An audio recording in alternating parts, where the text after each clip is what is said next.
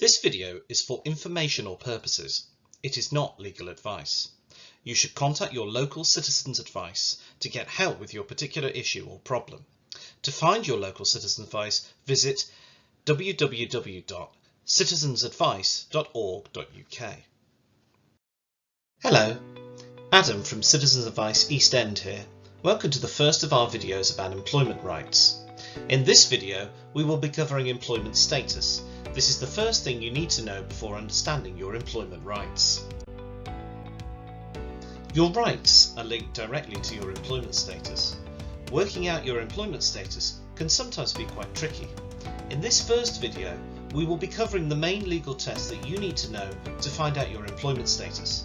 Our next video explains how these tests apply and how to find out your employment status. And in that same video, we'll be putting all these pieces together to show you what this means for your rights at work. What decides your status is the nature of the relationship between you and your employer. Neither you nor your employer is in charge of your employment status. For example, does your employer have to give you work? Do you get payslips or invoices? Do you use your employer's premises and equipment, or do you have to use your own? There are a lot of different tests that can be applied, but we are only going to be looking at the three most common ones. Firstly, personal performance. Is your employer paying you to do the work, or are they just paying you for your services that someone else could do? Do you have to be at work every time you have a shift, or can you send someone else to do it? Secondly, control. How far does your employer tell you what to do? Do you work a 9 to 5? Or are you your own boss deciding when to come to work? Finally, what is called mutuality of obligation. In basic terms, does your employer have to give you work, and do you need to do it? In other words, do you both have an obligation to each other? Don't worry if this isn't quite making sense, as we're now going to turn to each of these tests in a bit more detail to see what they really mean. Personal performance can sometimes be obvious. If I'm working a 9 to 5 in an office, it's me who's being paid to do the work, right? In that situation, probably. But even then, it's not guaranteed. Just because you are personally doing a job doesn't mean you have to do it personally. Take a tradesman, say a plumber. Let's call him Joe. Joe runs Joe's Plumbers on his own, and so he's always the one to visit all of his clients when they call Joe's Plumbers to work on their pipes. Does that mean that Joe is being employed by his customers? I think we can all agree that if I call someone round to fix my leaky tap, I'm generally not intending to start employing that person. When I called up for a plumber, I'm just calling a company. I don't care who you're sending, just as long as they fix my tap and don't charge too much.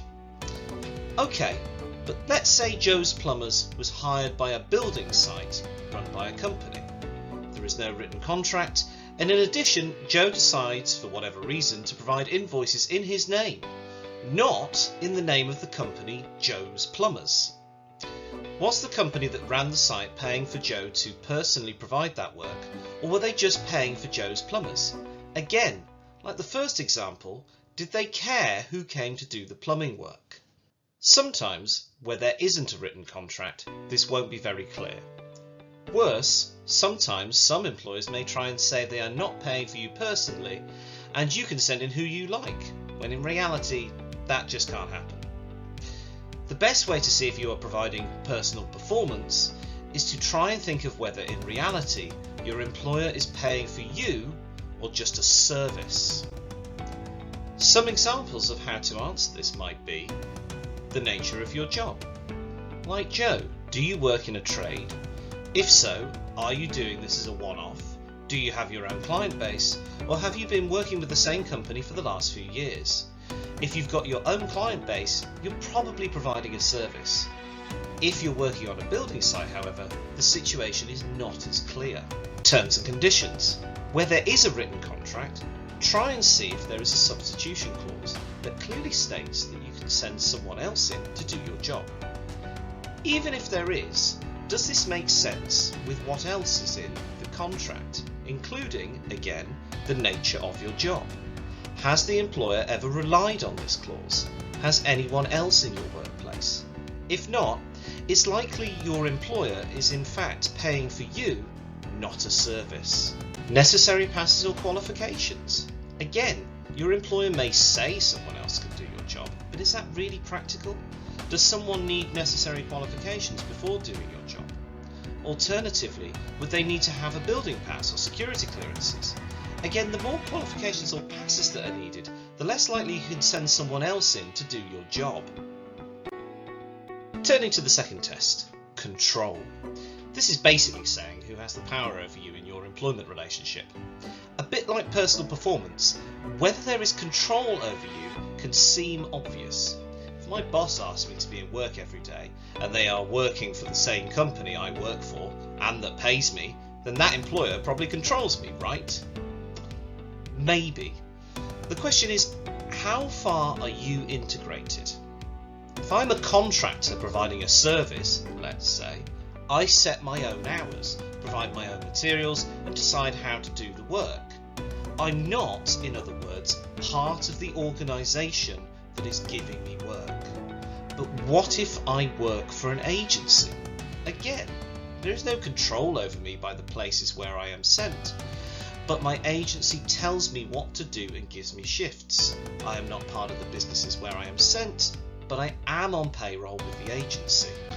It can be then that there is more than one organisation that gives you instructions and who may have control over you. Some of the key things to think about in deciding this question are equipment. Do I use my employer's equipment, or do I bring my own?